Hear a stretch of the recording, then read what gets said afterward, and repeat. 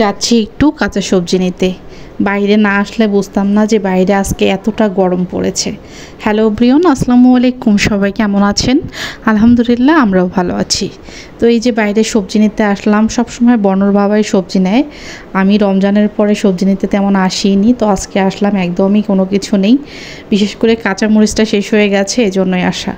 তো এই যে আর এসে দেখি যে বিভিন্ন সবজি আছে ভালোই, কিন্তু দামও একদমই কড়া। সব কিছু 120, 100-র নিচে কোনো কিছু নেই, 100-র মধ্যে। তো এখান থেকে যেগুলো আমার ভালো লাগলো আমি সেগুলো সবজি নিয়ে চলে যাচ্ছি বাসায়।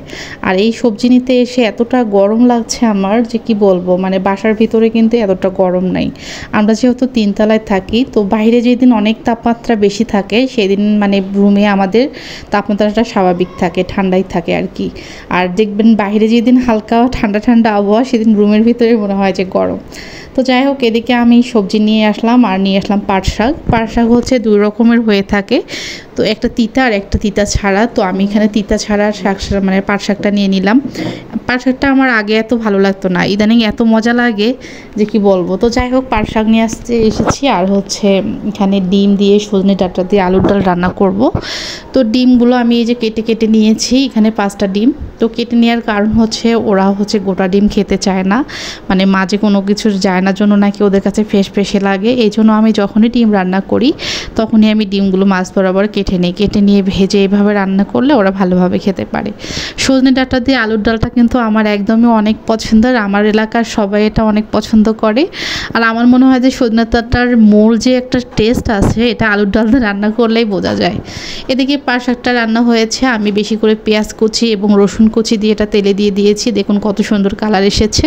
বর্ণর বাবা এই শাকটা পছন্দ করে না, কিন্তু ও খাওয়ার পরে বলতেছে অনেক মজা হয়েছিল, আর কেন জানি তিতা লাগেনি। কারণ ও পাট শাক বলতে ও শাক তেমন কিনতেও চায় না, কোনো শাক ওইভাবে খেতেও চায় না।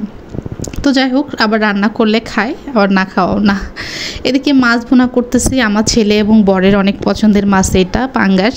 তো এই মাছটা আমাদের মাসে 2 বা 3 বার রান্না করা হয়, কারণ আমি তো বাজারে গেলে একবারে 2টা নেই, বা ও বাজারে গেলে একদম বড় একটা নিয়ে নেয়, আবার 2টাও নিয়ে নেয়, কারণ তারা কাটা ছাড়া মাছগুলো বেশি পছন্দ করে। তো যাই হোক, এখানে আজকের আমি মানে খাওয়ার জন্য রান্না করেছিলাম শাক ভাজি, সজনে ডাঁটা দিয়ে ডিম দিয়ে আলুর ডাল, আর এদিকে মাছের ভুনা। তো রান্নাবান্নার চেয়ে আবার মানে রান্নাবান্না করতে তো নর্মালি গরমের দিনে কষ্ট, তারপরে রান্নাঘরটা পরিষ্কার করতে আরও বেশি কষ্ট।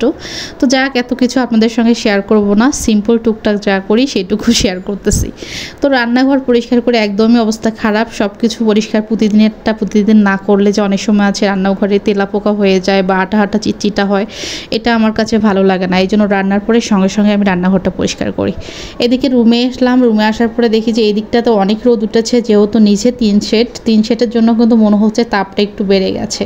তো ব্যালকনি সব কাপড় উঠিয়ে নিলাম। আর এদিকে আমার ছোটো বাচ্চু দেখেন, সেই বিছানা খাতা কখনোই মানে গুছিয়ে আমি রাখলেও সে রাখতে দেয় না, একদমই ওই যে খাট ধরে ধরে ঘোরে। তারপরে এই যে দেখুন হিসু করে দিয়েছে। আমি তাকে একটা রেক্সিন পাড়ে দিয়েছি, দেওয়ার পরে একটা ওর বাবার পুরাতন লুঙ্গি পরে না, সেটা পাড়ে দিয়েছি যে বাবা তুমি এখানে বসে থেকে হিসু করো, কিন্তু সেই দিকে এসে একদম হিসু করে দিয়েছে।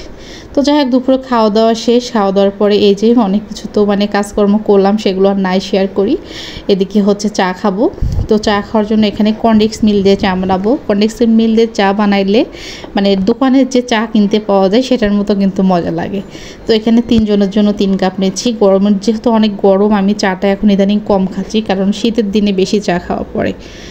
তো যাই হোক, চা খেয়ে নেব, তারপরে আর কি সারাদিন এভাবেই কেটে গেল। তো আমার ছোট্ট লাইফস্টাইল ব্লগটি আপনাদের কাছে কেমন লাগলো সবাই কমেন্ট করে জানাবেন। ভালো লাগলে ভিডিওটি শেয়ার করে পাশে থাকবেন। সবাইকে সাপোর্ট করবেন, এটাই আশা করি। সবাই ভালো থাকেন, আল্লাহ হাফেজ।